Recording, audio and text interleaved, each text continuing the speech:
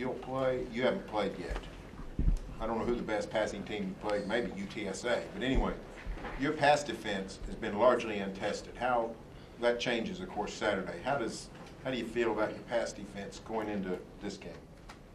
Well, I hope our defense will continue to play well. I think it's evident that this is the best offensive football team that we've played up to this point, and they've had a considerable amount of success moving the football and scoring points. So it'll be a good challenge for our players, no question about that. Who played well Saturday, individually, both sides of the ball, either side of the ball? Sean Lewis played pretty well. Obviously, Dez played well, Dez Rowan. As I mentioned, I thought that up front we were good. And then defensively, Tyler Johnson was able to put some pressure on the quarterback. I thought Justin Gilbert was sound in coverage, and Tyler Patman continues to make some plays for us. Comment on Desmond and his progression leading up to that big game. Well, he's worked hard, and he got more carries, and as I said, I think the majority of it falls on our offensive line and their ability to block, and the running backs not having to make a cut in the backfield. And so this was the first game that we were able to play that we had the same starting five for the most part as the game before, and there was some consistency in practice over a 2-week period. I would like to think that has an effect, and hopefully they'll continue to improve as we move forward.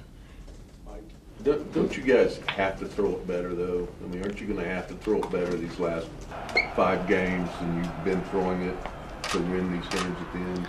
Well, we need to throw the football better, period. If you just look at the opponent we're playing this week, they're scoring, and they've been effective moving the football. And so, there's 3 phases in a game. We all know that, and at some point you have to match them where their strength is, which is certainly they've had the ability of scoring points, but defensively they've been effective at times also. I don't know how they feel about it themselves, but we need to become a better passing team, period, to give ourselves a chance to win this weekend. The way Clint and JW played last year, does that make you think, you've seen them do it before, we can do this again? I mean, is that because they have done it a year ago? Well, with our personnel this year, we've had some areas that we weren't as productive as we'd want to be, and it ties in as a group for us on offense, and they've improved, but we're not good enough in the throwing game.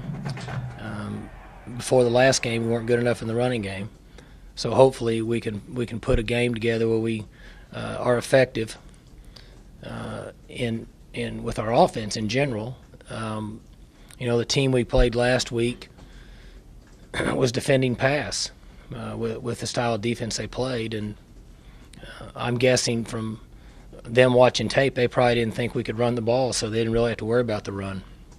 That's just an outsider looking in. At the same time, not just last week, but you've got a half a season to look at now.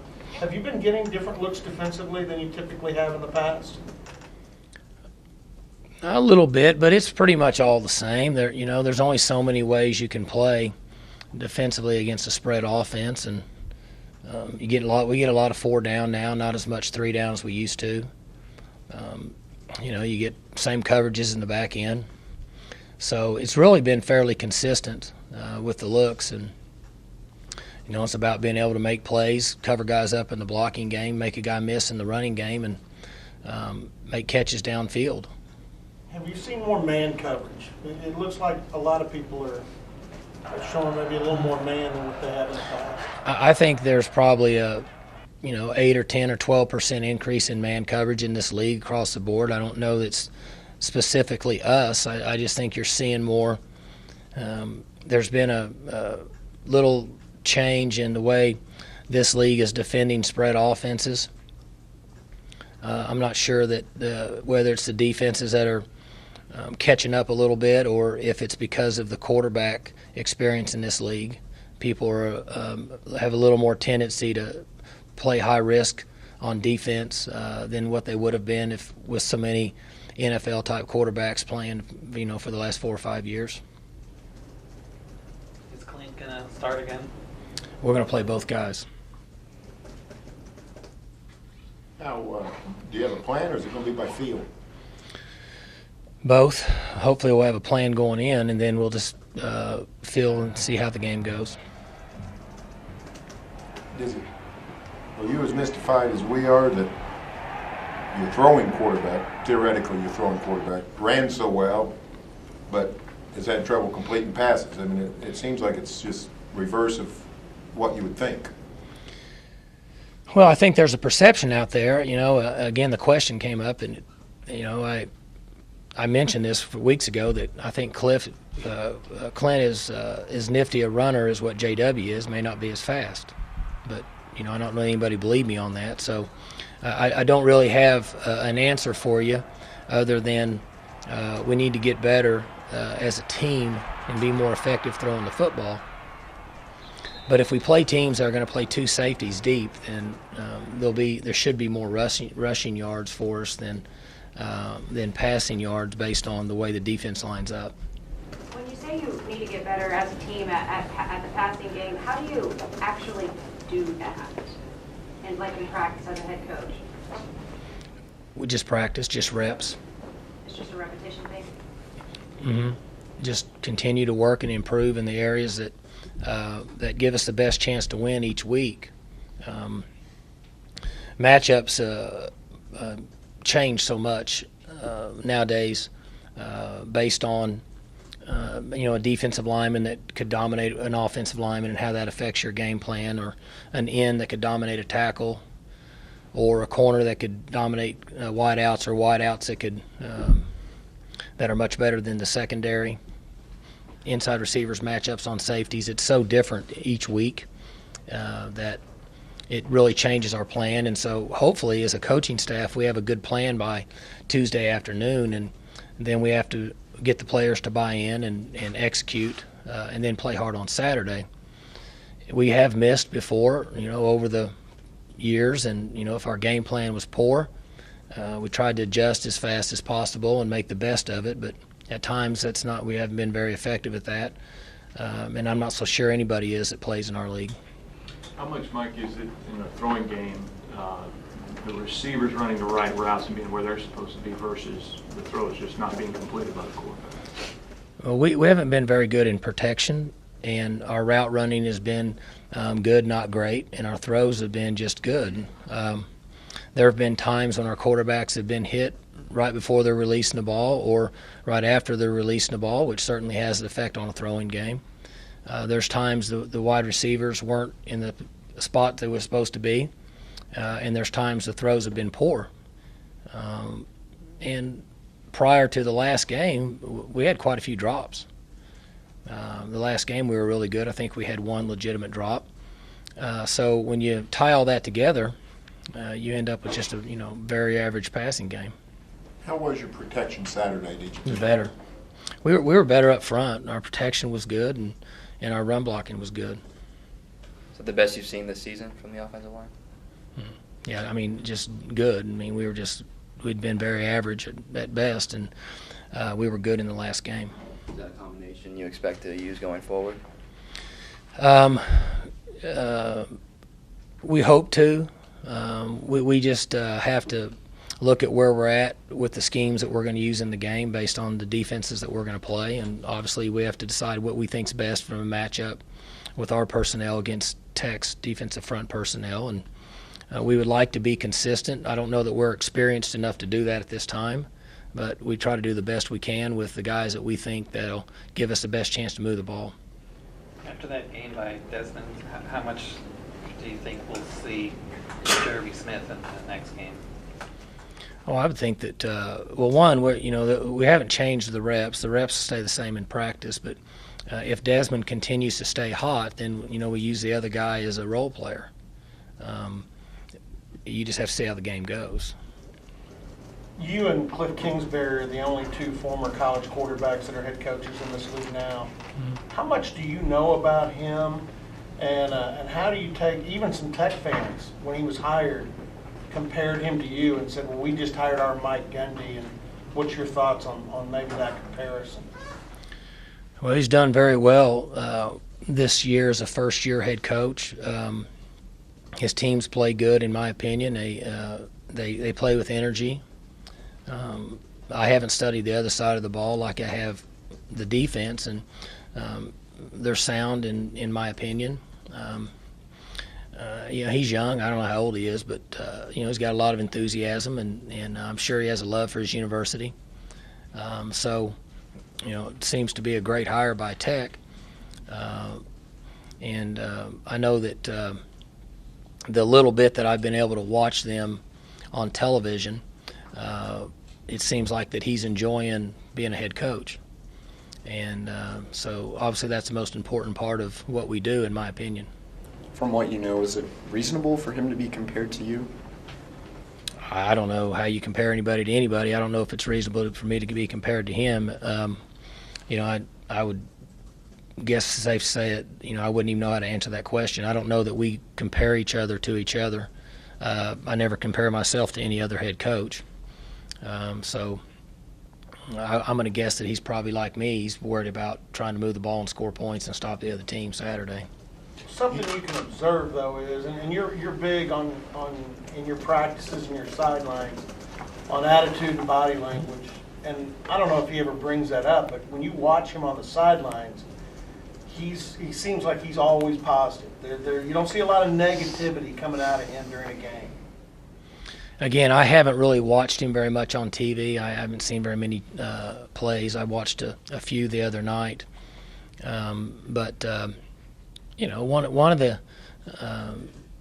the areas of being a head coach is in most cases your players are going to watch you. If you're panicking, they're going to panic. If you're not, they're not. That's just my opinion. Seems to, in somebody's opinion, obviously handle himself very well on the sidelines. He's considered a heartthrob. You're probably past your heartthrob days, but were you ever considered one? I would have liked to have been. I'm going to guess that, and I should know how old he is. I don't even know how old the guy is. Is he 32? 34? I'm not sure. You're like me, somewhere in the mid-30s. Way younger than me. He, when you make as much money as he does and you're single, a lot of people probably consider you a heartthrob. I do know he was single this summer. I don't know if he's single now. So. How much time do you guys spend in practice on the transition on a turnover? The Iowa State game Saturday when Justin had the turnover and the fumble recovery from the touchdown. You guys had the blockers after the one down. One comment I made in post-game was I thought that our defensive coaches have done a really good job of preparing our players for turnovers, interceptions, fumble recoveries, as you mentioned. And there's a tendency, and I should know what the percentage is, but I think it's fairly high based on the number of opportunities there are in the season, whether it's 4 or 5 opportunities to pick up a fumble, and then maybe another, on average, 7 or 8 to get an interception. That the defense then blocks above the waist, in front, no push in the backs, and no shots at a defenseless player, which would be an offensive player chasing the ball further away. That happens quite a bit. And the team has just changed the game momentum-wise with a turnover and maybe returned the ball like with Gilbert for a touchdown or Tyler for a touchdown, and you have a guy that makes a mistake 30 yards back and you add 10 yards to it, and now you're 1st and 10 on the 40 going in. And so the momentum goes for you and then kind of against you. And our coaches have coached that, and I've watched that take place from a distance, and I think it's benefited our team. You ran out of luck, Mike, on the kickoff time. You got to get a night game. Mm-hmm. How tough is that? Lubbock's considered one of the tougher places. Now Kingsbury's asked his students to dress up like it's Halloween. That's pretty crazy anyway. Is that a pretty rough environment? Yeah, they have a great environment there, and I certainly would prefer to play in the day, just to play in the day, so you don't have to sit around and wait all day. But it's the hand we've been dealt, and our guys will, we adjust and travel later on Friday, which we traditionally do. We play at night. We don't leave till night here. Get ready to go play on Saturday at 6. Who, I don't think I've asked you, with Whedon gone, who picks your uniforms? I should know that, but I don't know that either. I think there's 4 or 5 guys that they're seniors that they've got together and they pick the uniforms. I'm not sure who does it anymore. Did you see their uniforms they wore Saturday in Norman? Tex? Yeah. I did. I saw the helmet and some gray. I didn't really pay that close attention. A lot like what you guys wore, say, A&M in 11. Okay. Very similar, only their trim is red and yours is orange. Right. I didn't see it that close. I noticed that the helmet had a logo and a number on it. I didn't really pay attention to the rest of it, except for I kind of noticed the gray now that you mentioned it, silver or whatever. Seems like it'd be a good idea if you wore that uniform in Lubbock Saturday, and maybe the quarterback momentarily forgets Throw it to us. switch. Yeah. I mean, just last Saturday he was throwing to a certain uniform, and now all of a sudden. Yeah.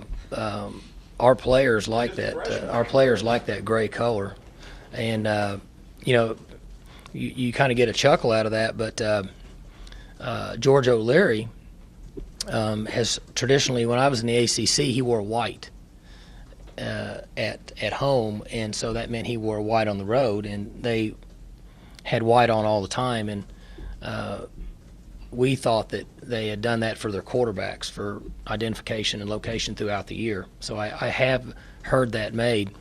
When I was a player, we had a coach, coached our running backs named Bill Shimmick, and I was lucky enough to go quite a while without throwing an interception. And when I came off the field, he said, if you're unsure, we're the team wearing orange, and the Colorado's wearing white. So I'd prefer that you throw to the guys wearing orange and not white. And I've always remembered that, and had laughed about that. Just the other day it got brought up because my 11-year-old threw an interception in the game. And when he got in the car, I told him that your team was wearing orange and the other team was wearing blue, and you're supposed to throw to orange. So I have heard people make that comparison to quarterbacks. I don't think the league will let us wear silver, though, out there. I think we have to wear white. Yeah, but silver's what they wore. Oh, I see what you're saying. Oh, yeah, no, that's right. You're right. I may need to look into that. Coach, Good. Do you find yourself gravitating towards watching football or wanting to get away from it on Saturday after a game?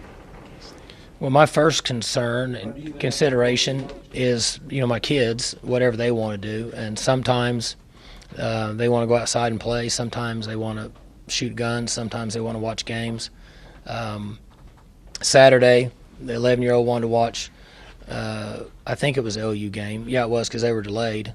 And the 9-year-old wanted to watch the World Series. Was that on at the same time? Yeah. So I had both of them on each side, and they were arguing over what to do. So I was hitting previous channel, going back and forth, and trying to time the commercials up. I'm sure y'all do the same thing. But that was a good time. That's what I do most of the time is kind of whatever they want to do. But I did watch a little bit more this Saturday than I have in the past because of the World Series was going on. They were all into the World Series. So. What about Sunday? Any NFL? Working. So you didn't see Dez? I did not see. I didn't see. If I ever see an NFL game, it'd be late tonight, if the end of the Monday night game when I get home. But I don't see any NFL games. I heard that he made a fantastic catch. Did you hear about his sideline antics? Yeah. Did he ever do any of that in here? He had one game where he got upset, but I did not see. But some people told me what happened. I don't think that he ever got that upset, but again, I don't have anything to compare it to because I didn't really see what happened down there. He likes it when you throw him the ball. Doesn't like to go an extended period of time if you don't throw him the ball. I guess, I'm not sure what happened, but Mike, the wonderful world of Twitter is always bringing us news. I just read here, Cliff Kingsbury's put the number 98. You're softening me up before you hit me with social networking. Yeah. Cliff Kingsbury's put the number 98 up in their locker room. It signifies the last 2 years different score margin against you guys. Oh, You beat them by 98 points the last 2 years. Come on. right. Anything special to put up in your locker room this week? No, I have to think about it. Let's pop it. Yeah. No. Hopefully that won't work for him. So hopefully our guys will play well again. Any trick-or-treating plans on Thursday? Get to dress up this year? I'll be trick-or-treating Thursday night, but I won't be dressing up.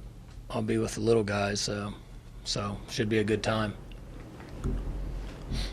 Good? All right.